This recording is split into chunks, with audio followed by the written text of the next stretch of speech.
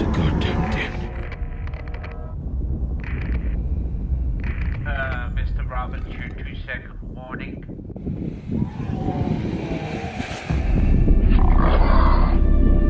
Good luck. Stay legendary. Ever onward to you all.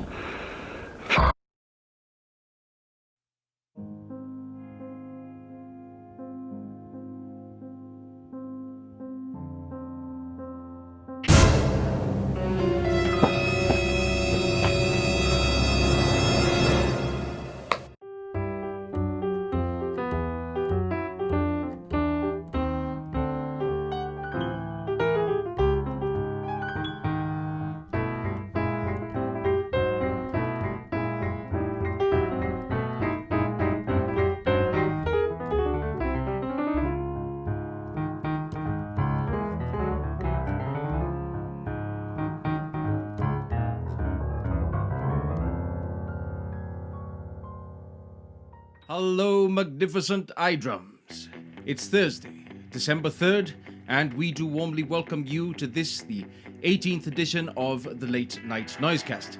Once again, doing what we can and what we must to ensure feasts of reason, flows of soul, and stolen moments of bunker baloo in the long and arduous kidney stone removal that is this year of our noise 2020. On the show tonight, we're delighted to bring you new adventures in Super Circle sound from the wonderful Alex Munk and his Flying Machines, and Emma Purslow and David Zucchi stop virtually by to drink, laugh, and share excitement regarding their new venue in central London that will be broadcasting performances via this very show.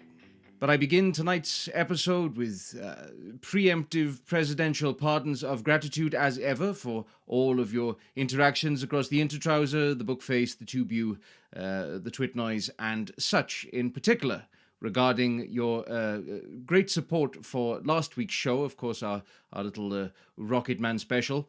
It has since been brought to my attention that various catchphrases of mine and indeed some sound bites from last week's show have now found their way into people's mobile phones and are now being used as ringtones on said phones. So to you wonderful people, thank you so much for your support, and I shall see you in court.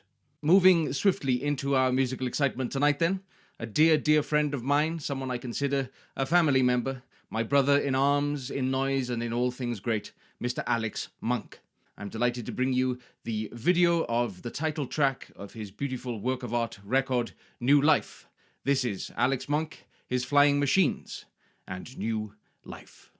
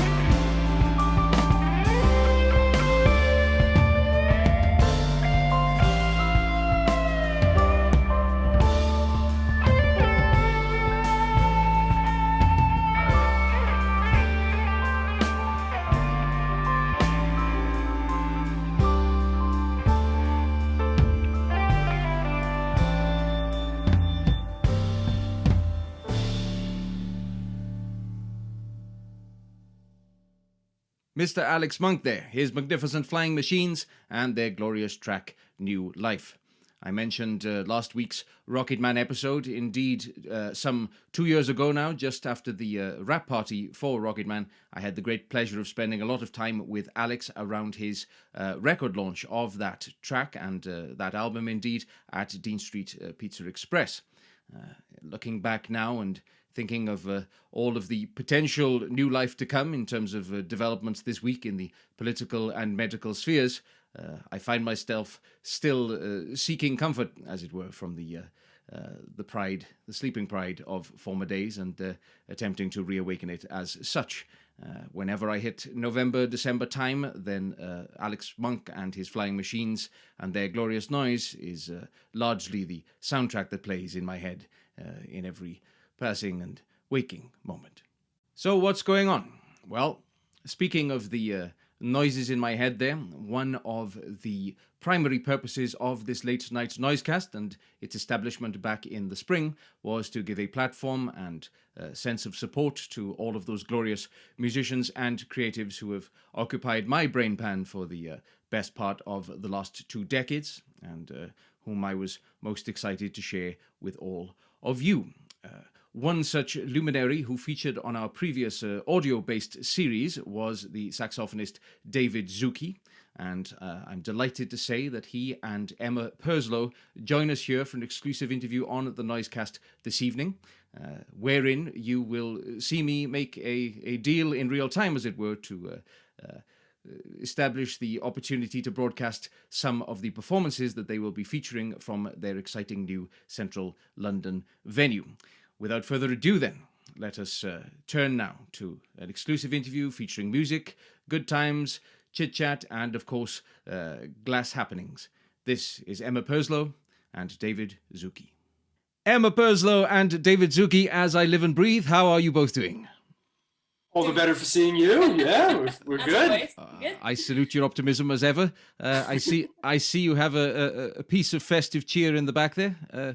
A little early, perhaps, or are we now in official Christmas season? Since the middle of November. There's absolutely no shame. I've also opened the Christmas Baileys about 2 weeks early as well. But excellent. I was I was going to say, as we have a little feature on this show by now, what's happening in your glass, or in this case, what's happening in your glasses.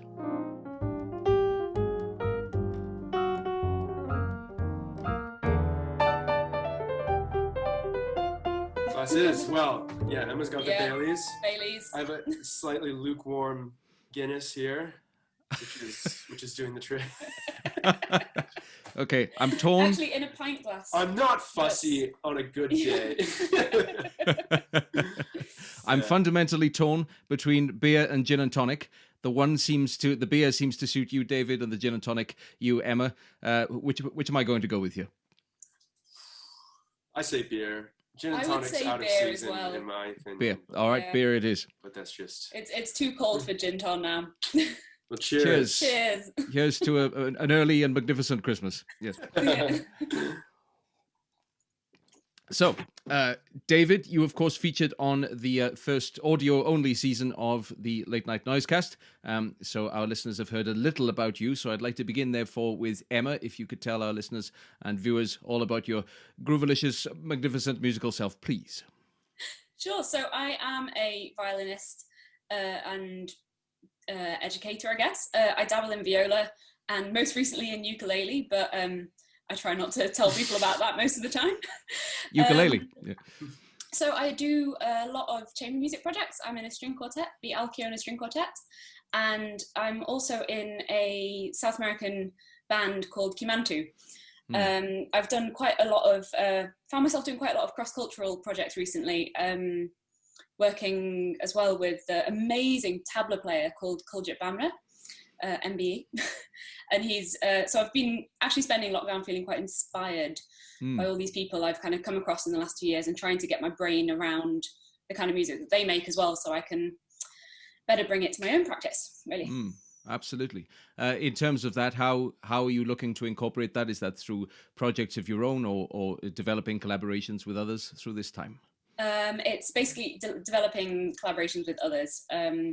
I'm always very conscious of my very kind of square musical upbringing. Until about 5 years ago, I hadn't really played any music from anywhere else other than Scotland and Western classical music. So I feel like I'm only still in the process of having my ears opened, and I'm still just learning a huge amount from everyone I work with, really. Actually, especially the students I work with. I'm lucky enough to work with an organisation called Musica Musica, and we run the Echo, the Ethnic Contemporary Classical Orchestra, and a lot of the kids in the Echo are from really fascinating cultural backgrounds, and we have some amazing musicians who have a totally different area of expertise to me, and they're only 14. So I'm learning a huge amount from them as well. Fantastic. That's wonderful. Sounds like an amazing project. Yeah, I awesome. look forward to, we'll be providing links and everything else to everything that you're doing beneath the show. So please do share all and sundry therein, please. Sure. David, good sir, I have introduced some various humorous elements about yourself to previous listeners of the show. Who could forget? Who could forget? If you would care to bring it upon your... If you would care to bring it upon yourself to elaborate a little further in your own words, please. Sure. I mean, I'm I guess a saxophonist by training, although I do play a variety of different things, including piano. And Emma will argue that I shouldn't even admit that I play any clarinet, but I know more than I've ever wanted to about David's clarinet playing now. I do. I write a bit of music. I sort of do this, that, and the other. On the music front, including various administrative jobs with some lovely people. And I'm also currently doing a PhD at the University of Huddersfield in their contemporary music program, the Center for New Music Research, doing that on the music of James Tenney. It was a pretty far out American experimental composer who lived in Toronto, my home city, for about 25 years, which is kind of an interesting connection. So that's keeping me off the streets. The whole it's keeping me busy. Yeah, I mean, that in a nutshell is kind of what I'm up to these days. Although, if you ask me this time next year, I'll probably have a different answer. Absolutely. Perhaps an all too common question for a musical couple such as yourselves, but did you meet through music, or was that just fortuitous? We did. We actually did. It was actually through a concert that we did with the Creative Careers Centre at the Royal College of Music. We were both on the set list for a concert at the National Portrait Gallery, and I had been knocked off my bike by a squirrel that day.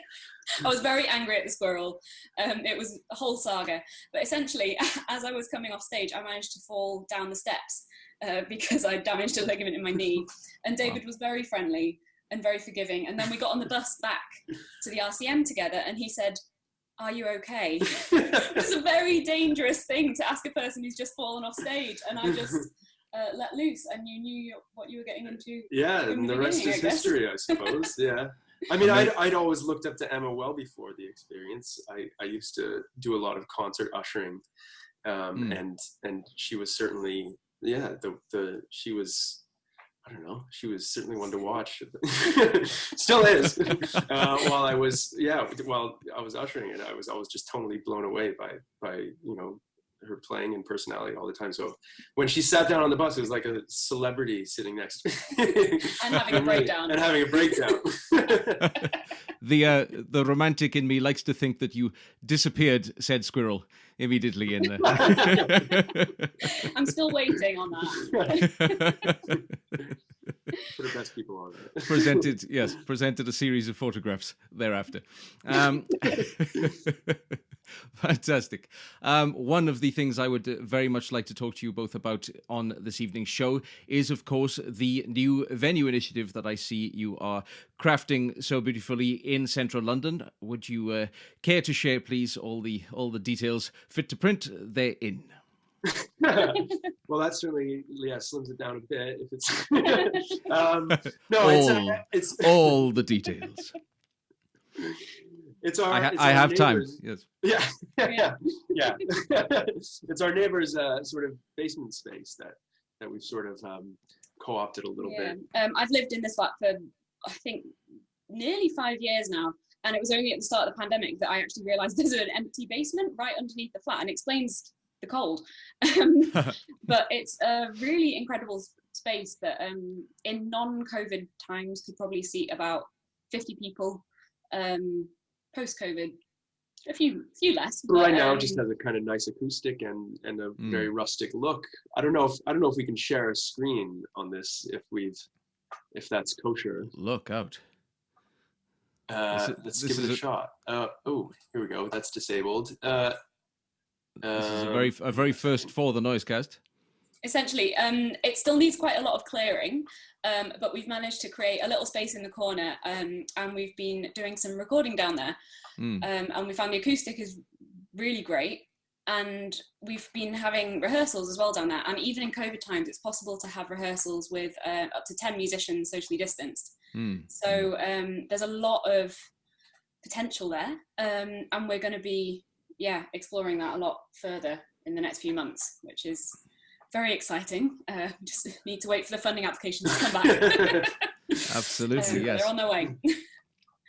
Are you able to share with me a little of the vision that you have for the venue in terms of Yeah, how it might grow? our mysterious host has disabled participant screen sharing. But hold on, I can change ideally, that. in the long run, we'd love to have just a space where musicians could feel be creative, essentially. I think what we've both noticed actually since graduating is that there is a lack of kind of affordable and also accessible spaces in London, and it just seems like a no-brainer that we can use that and kind of share it with people. So here's a contribution we made for a festival that Emma was meant to be performing in, and it sort of kickstarted the whole thing in a lot of ways. And Emma was very kind enough to include me in on this. And so we sort of, it was the first sort of thing where we actually had a deadline and a sort of commission, and we had to kind of tidy up the space and vacuum the cobwebs and things like that. So here's our first kind of go at things.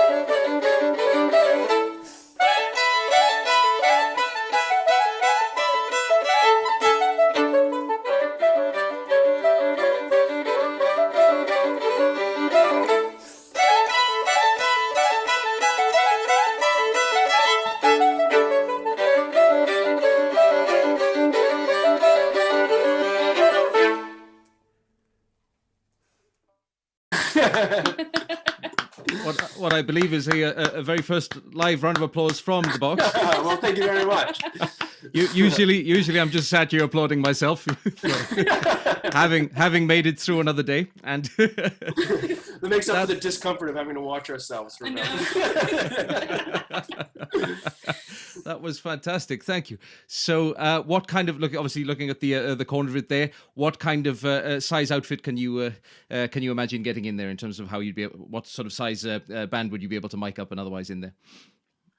Gosh, I don't know. I mean, the biggest we've had so far is kind of 4 to 5 people. I had a septet down there. You had a septet down there. Oh, okay. We had a few socially distanced chamber jams back in the summer when everyone was just desperate to play with each other. So it was it was really great to have that space. And we managed to get 7 musicians in there, socially distanced.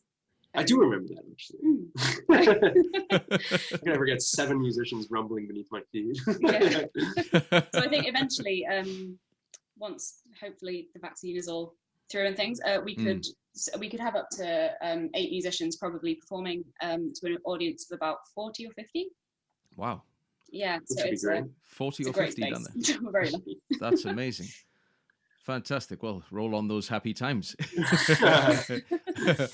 What sort of programming are you looking to bring into the mix besides your We're kind of thinking glorious as kind noises? of eclectic as possible. I mean, would be the hope. I mean, Mm. we sort of, even before these restrictions, the most recent ones came in at the beginning of November, we had plans to get someone I was shared a bill with in a concert in March, who specializes in Iranian improvisation and on the cello, mixed with classical music. She's been working on a project recently. We've fairly recently recorded a good friend of ours, neighbor as well, who does a sort of solo experimental guitar with looping. We've got some local pop musicians, puppeteers, string quartets, saxophone and accordion. I mean, the sky's the limit now that we kind of have the gear and the space, really. We've been having some really great sessions down there, actually, from when the restrictions first kind of lifted. We were doing some concerts on our street. We just realized, oh my God, if I ever get to perform again, I'm going to have to get back into the habit of it. And it's good just to keep these things up. So we decided to just do a weekly concert on the street for our neighbours and friends. And so we met a lot of the local community through that. I think I'm sure most Londoners have this experience that actually you can live somewhere and you don't even know who is sleeping 3 meters above your head. Yeah. Most of the time. It's really odd if you think about it too hard. So we were lucky enough to do these concerts and kind of get to know our neighbours through it. And I think what we'd really like is for it to be a kind of community initiative, because it's a space for obviously musicians, but there's also, I think there's a huge disconnect between people who live near each other in London that you don't necessarily get in other areas of the country. And if we can kind of help to do something about that, then that's a really good thing. Fantastic. Well, I very much look forward to seeing all of those adventures unfold. It behoves me not to miss an opportunity to say that perhaps we on the Late Night Noisecast here at 12th PM might find ourselves working with you in some way to give the odd feature once such things are allowed in the world. If that's good awesome. for the both of you. That would be great. Yeah, we were thinking as well. We would just briefly share, if you'll permit it. Absolutely. Our You've already broken the mold, series. David. There's no reason to stop now. our summer series of sort of performing outside. Emma kind of co-opted me into playing some piano with her, and I sort of just about managed to plug my way through a few violin standards and slowly getting my quality of playing higher. But this was about what was this, April? It was the week that Morricone passed away. Oh yeah. And we did a kind of tribute concert. Oh, wonderful. And so this is one of our personal favorites of his films. Here we go.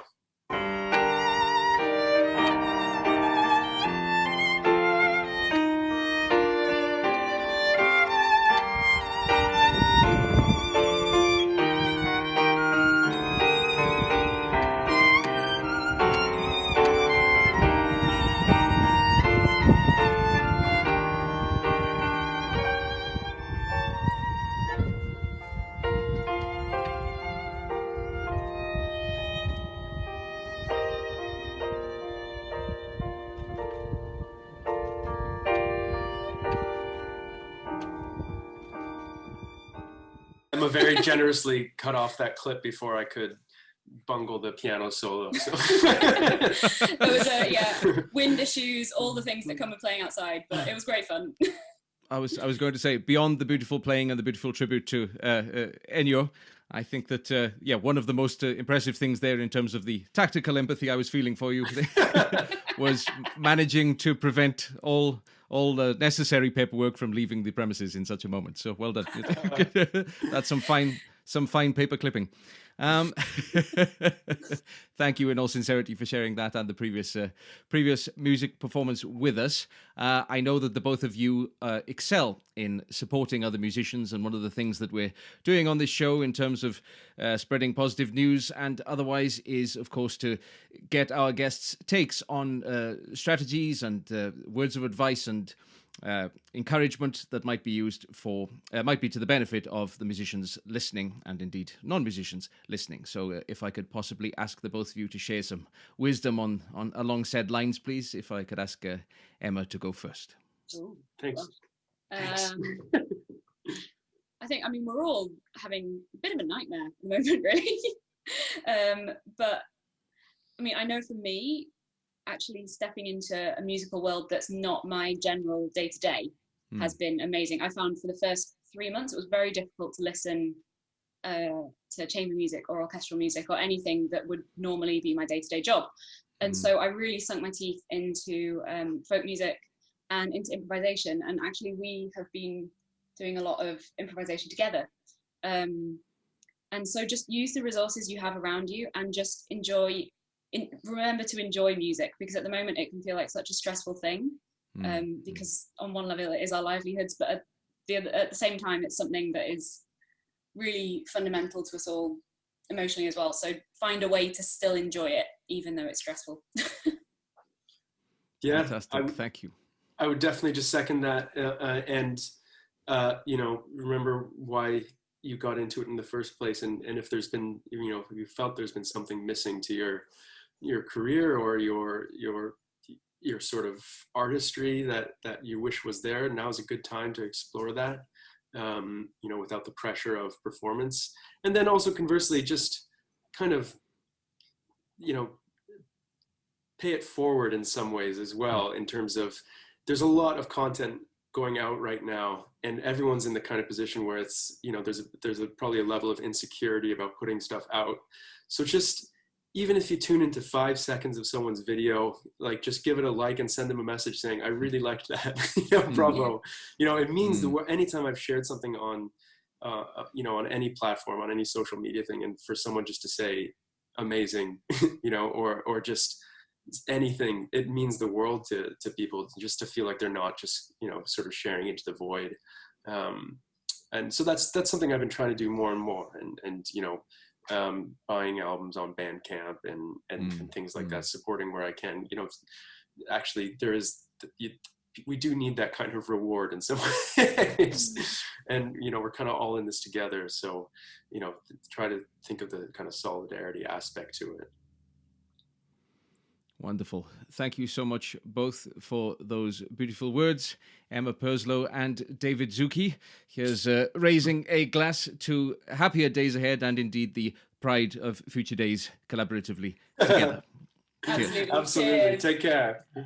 Emma Purslow and David Zucchi there, finally humoured, finally liquored, and bringing me an early Christmas present of the promise of many future performances broadcast from their bunker, that I can feature on this very show in the new year. My thanks to them for taking the time to talk, and of course to you magnificent people for watching. As I look ahead then to what surely must be the last 2 remaining working weeks of this ceaseless year, I can tell you that the last episode in the current series of The American Chronicle will be broadcast this Monday, 7th of December. Indeed, that's Dr. James D. Boyce's birthday, so a date which will live in infamy, indeed, and one that seemed appropriate on which to close the present series. The Noisecast will be taking a little hiatus next week as it prepares for the following week, a late night Noisecast holiday special, as it were, with multiple guests, multiple tracks, and multiple festive excitement to share. My thanks to all of you once again, as ever. I'm Michael L. Roberts. Until 2 weeks' time, good luck, stay legendary, and ever onward to you all.